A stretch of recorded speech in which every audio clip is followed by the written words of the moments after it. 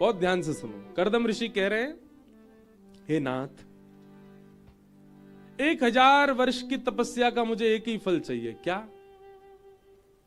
मैं जितना आपसे प्रेम करता हूं, मैं जितनी आपकी सेवा करता हूं, मैं जितना आपसे स्नेह करता हूं, मुझसे भी अधिक प्रेम स्नेह, मुझसे भी अधिक प्रेम स्नेह और सेवा करने वाली एक कन्या से मेरा ब्याह हो जाए, ऐसी कृपा कर दो। क्या मांगा? मैं जितना आपसे प्रेम करता हूं, मुझसे भी अधिक आपसे प्रेम करने वाली कन्या से मेरा ब्याह हो जाए। भगवान बोले, भले आदमी, तेने 1000 साल इसके लिए तपस्या की? ये तो भैया तू ढूंढ लेता, मिल जाती तुझे। ठाकुर जी बोले, कन्या मिल जाती, सुंदर मिल जाती, पर आपकी भक्त नहीं मिलती। ये तो आप कृपा करके दोगे। याद रखना, मैं जितना आपको चाहता हूं, मुझसे ज्यादा चाहने वाली ऐसी कन्या से मेरा ब्याह करा दो, ताकि मैं भक्ति करूं, मुझसे दुगनी वो करे, दोनों आनंद में अपना गृहस्थ आश्रम जिएंगे। भगवान इतने प्रसन्न हो गए कर्दम ऋषि के वरदान से, ठाकुर जी के प्रेमाश्रु छलक पड़े। भगवान बोले, कर्दम, तुमने जो वरदान मांगा वो पूर्ण होगा। परसों ही स्वयंभू मनु अपनी बेटी लेके आएंगे, उनकी बेटी का नाम है देवहूति। वो तुमसे भी ज्यादा प्रेम करती है मुझसे, तुमसे भी ज्यादा सेवा करती है मेरी, तुमसे भी ज्यादा ध्यान करती है मेरा, उससे तुम्हारा ब्याह होगा। अब ये वरदान तो तुमने मांगा, अब एक वरदान मैं अपनी तरफ से दे रहा हूं। बोले, क्या? बोले, तुम दोनों जब भक्त आपस में गृहस्थाश्रम में रहोगे, तो तुम दोनों की भक्ति से प्रसन्न होकर तुम्हारा पुत्र बन के मैं ही आऊंगा, मैं ही तुम्हारे घर में पुत्र बन के आऊंगा।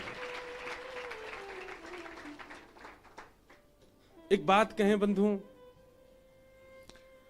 ठाकुर जी से मांगने को सदैव मना किया गया कथा में, कुछ मत मांगो।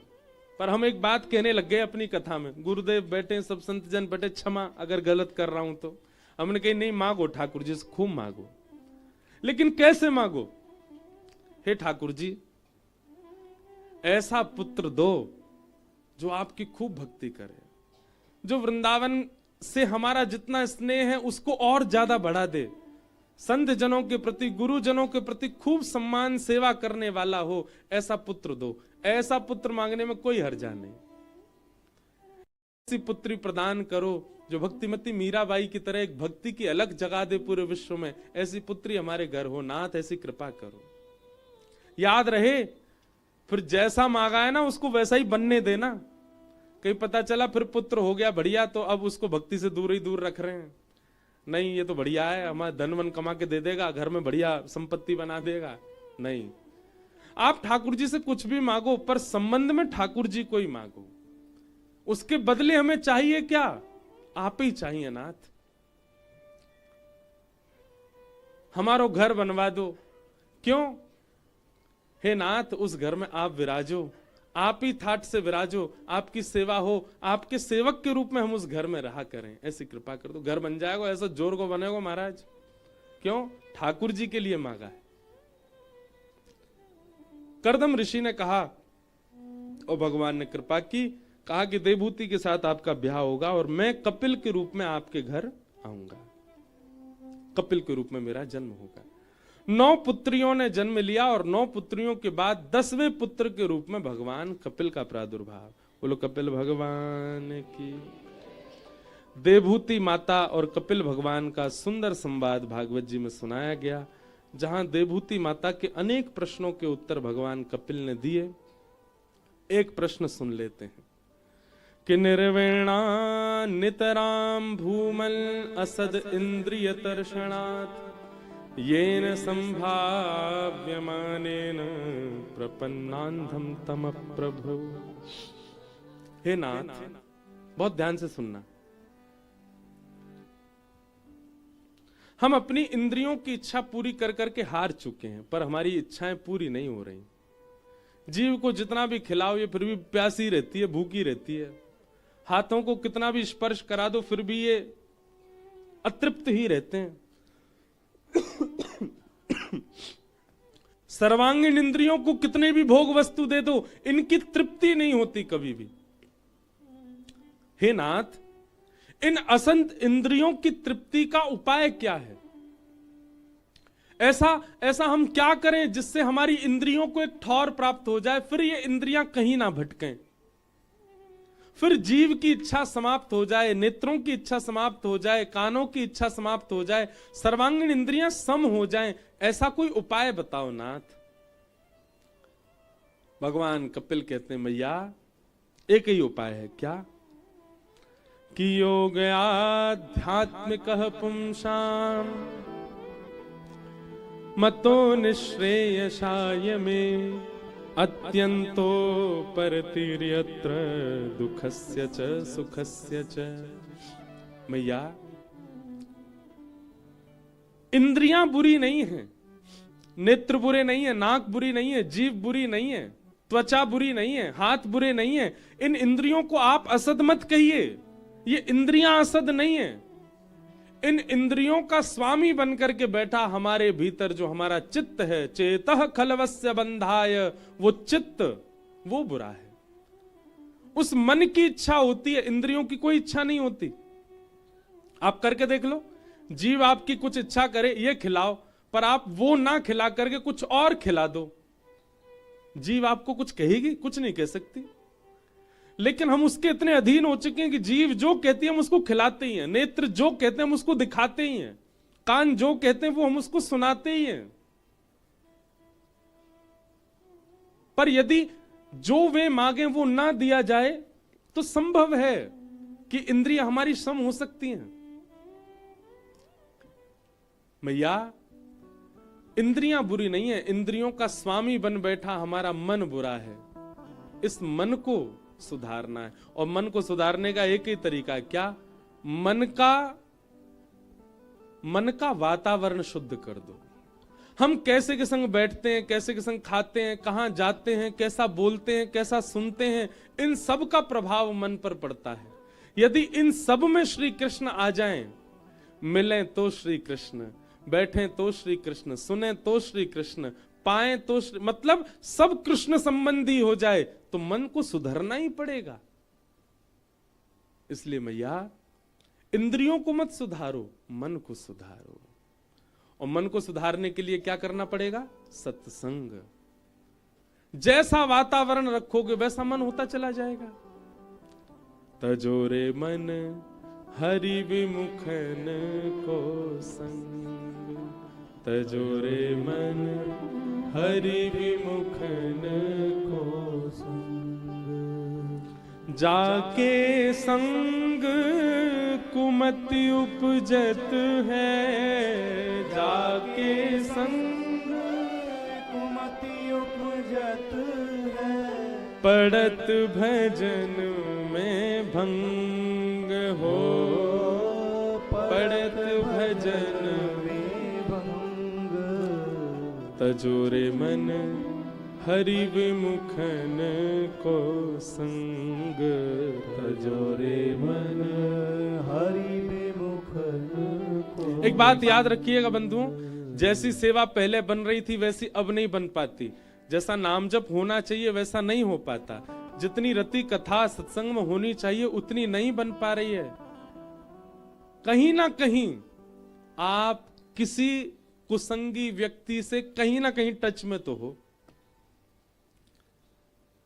उसका ही प्रभाव। एक बार त्याग कर दीजिए उसका, आप अपने आप अनुभव करेंगे कि आपका भजन बढ़ रहा है, आपकी सेवा बढ़ रही है, आपका नाम में रुचि बढ़ रही है, आपकी सत्संग में रुचि बढ़ रही है, वृंदावन के प्रति प्रेम बढ़ रहा है। संग का बहुत बड़ा असर होता है हमारे मन के ऊपर। हमें लगता है कि व्यक्ति कैसा भी क्यों ना हो, हमारा काम तो बनवा रहा है, कोई बात नहीं, भक्ष खाता है, मदिरा पीता है, लेकिन हमारा काम है ना इससे, इसलिए इससे संबंध रखना पड़ेगा। नहीं, उसका त्याग कीजिए। और कई बार आप शरीर से किसी व्यक्ति से दूर नहीं हो सकते, मन से त्यागिए, मन से त्याग दो। मन से उन सब लोगों को त्यागो जो हरि विमुख हैं, उनको मन में स्थान नहीं देना है। वो मिल जाएं तो हाथ जोड़ो, मिल जाएं तो गले भी लग जाओ, पर मन में उनको स्थान मत दो। हम लोग नाटक करना बहुत अच्छा जानते हैं, मानवों को एक खूबी दे रखी है ठाकुर जी ने, नाटक बहुत बढ़िया करते हैं हम लोग। जैसे ही ऐसा व्यक्ति मिले जो भगवत विमुख है, उससे इतने अच्छे से मिलो कि उसको लगे कि आप उसके बहुत प्रेमी हो, पर मन में उसको स्थान मत दो। मन से उन सब का त्याग करो जो हरि विमुख है, और धीरे धीरे धीरे धीरे तन से भी त्याग करने का प्रयास करो। आप देखेंगे जिस दिन आप उसका त्याग कर देंगे मन और तन दोनों से, उस दिन आपका भजन एक अलग स्थिति में आ जाएगा। मीराबाई ने अपने ससुराल पक्ष का त्याग नहीं किया। राणा जी ने खूब विष पिलाए, खूब प्रकार से मीराबाई को प्रताड़ित करने का प्रयास किया। उनकी ननद वो भी बहुत प्रयास करती थी मीराबाई को पीड़ित करने की, पर मीराबाई ने उनका त्याग नहीं किया। एक दिन कथा सबको पता है कि जो मीराबाई के देवर थे, उन्होंने एक वैद्य को बुलाया और वैद्य से कहा कि एक ऐसा कालकूट विष बनाओ जिसकी एक बूंद जाते ही प्राण निकल जाए। तो उस वैद्य ने एक विष बनाया और विष बना करके मीराबाई के कक्ष में पहुंचवा दिया कि भाई चतुर्भुज भगवान का अभिषेक का चरणामृत है, पी लो। मीराबाई ने जैसे ही पात्र देखा, बोले काला काला, वो चतुर्भुज भगवान भी तो काले हैं, उनका अभिषेक किया ना इसलिए चरणामृत काला हो गया। मीराबाई तो अकाल मृत्यु हरणम सर्व व्याधि विनाशकम विष्णु पादोतकम पित्वा पुनर्जन्म न विद्यते। यदि भगवान के चरणामृत का कोई पान कर ले तो उसकी अकाल मृत्यु हर जाती है, पुनर्जन्म नहीं होता। मीराबाई की तो बड़ी निष्ठा थी चरणामृत के प्रति, तुरंत पान कर गई, कुछ नहीं हुआ मीराबाई को। झरोके से देख रहा था उनका देवर, बोले ये तो अभी भी ठीक है। तुरंत वो पात्र मंगवाया और पात्र मंगवा करके उस वैद्य को बुलाया। बोले ए रे, तू हमसे नाटक करता है, हमको दिखा दिया विष है और ऐसे पानी काला बना करके दे दिया। मीरा तो अभी भी नाच रही है, उसको तो कुछ हुआ ही नहीं। वैद्य बोला हो नहीं सकता, इसके प्रत्येक बूंद में इतना विष है कि कोई व्यक्ति एक बार सूंघ ले तो मर जाएगा। तो राणा ने कहा एक काम कर, इसमें 2 बूंद बचा, तू पी। वैद्य बोला मेरे छोटे छोटे बच्चे हैं। बोले हमें नहीं पता, अगर इस विष में ताकत थी तो मीरा को लगनी चाहिए थी, इस विष में ताकत होगी तो मीरा को लगती, विष में ताकत नहीं है इसने नहीं लगी, तू भी पी ले, मीरा भी तो बच गई। और मुख से विष का वो 2 बूंद जबरदस्ती पिवा दिया वैद्य को, और 2 बूंद मुख में जाते ही वैद्य के प्राण निकल गए, नीला पड़ गया शरीर। अब राणा ने तो वैद्य का शव भिजवा दिया उसके घर, लेकिन उसकी पत्नी बच्चे सब महल में आए और मीराबाई के कक्ष के बाहर बैठ के रोने लगे और पूरी बात मीराबाई को बताई। हमारे पति ने विष बनाया आपको पिलाने के लिए, आप तो सही सलामत हो, हमारे पति को पिला दिया, उनके प्राण चले। ये छोटे छोटे बच्चे कैसे बचे हैं? तब मीराबाई ने ठाकुर सन्मुख बैठकर के पद गाया, हरि जी तुम हरो जनन के पीर, हरि जी तुम हरो जनन के पीर, हरि जी तुम हरो जनन के पीर, हरि जी तुम हरो जनन के पीर। मीराबाई कह रही है नाथ, मैंने तो घूंट भर के पिया और मैं जीवित हूं, उस वैद्य का क्या दोष, उसको 1 बूंद पिला दी तो वो मर गया। जैसे मैंने उस विष को चरणामृत मान लिया और मेरी रक्षा हो गई, तो इसका मतलब है कि वो चरणामृत ही है, तो फिर वो वैद्य क्यों मर गया? और अगर वो वैद्य मर गया तो फिर मैं जीवित क्यों हूं? मीराबाई अपने ठाकुर के आगे रुदन करने लगी और मीराबाई ज्यों ज्यों पद गाने लगी त्यों त्यों पद उत्ताल उर्मियों को प्राप्त होने लगा, और जैसे जैसे मीराबाई का स्वर उत्तेजित होने लगा तैसे तैसे विष का असर खत्म होता गया, और देखते ही देखते कुछ ही क्षणों में वो वैद्य जीवित हो गए और उनके प्राणों की रक्षा हो गई। ये दृश्य देख करके राणा और मीराबाई के सब ससुराल पक्ष के लोग खड़े रह गए। तब मीराबाई ने विचार किया कि अब मेरे तक पीड़ा नहीं है, अब ये मेरी पीड़ा दूसरों तक जा रही है नाथ, अब मैं सहन नहीं कर सकती। तब उन्होंने गोस्वामी तुलसीदास जी को पत्र लिखा कि आप आज्ञा करें मैं क्या करूं, मेरे ससुराल पक्ष के लोगों को मैं छोड़ नहीं रही हूं, जितनी पीड़ा दें मैं सहन करने को तैयार, पर अब पीड़ा दूसरों तक जा रही है। तब गोस्वामी जी ने आज्ञा की, तजियता ही कोटि वैरिसम यद्यपि परम स्नेही जाके ही न राम वैदेही। जिसके चित्त में राम कृष्ण नहीं है, जिसके चित्त में राम जानकी नहीं है, जिसके चित्त में किशोरी जी नहीं है, तजियता ही कोटि वैरिसम यद्यपि परम स्नेही, चाहे वो कितना भी करीबी क्यों ना हो, उसको तुरंत त्याग दो, उसको विष के भांति त्याग दो, उसको बैरी के भांति त्याग दो। ये तो वैष्णव को सूत्र मान लेना चाहिए कि जो हरि विमुख है आपको उससे संबंध नहीं रखना है, चाहे कैसा भी हो वो, क्योंकि आपके भजन में बाधा ही वो बनेगा, उसके विचार बनेंगे। अब कई बार परिवारी लोग वो क्या करें, शरीर से थोड़ा बहुत संबंध रखो पर मन में स्थान मत दो।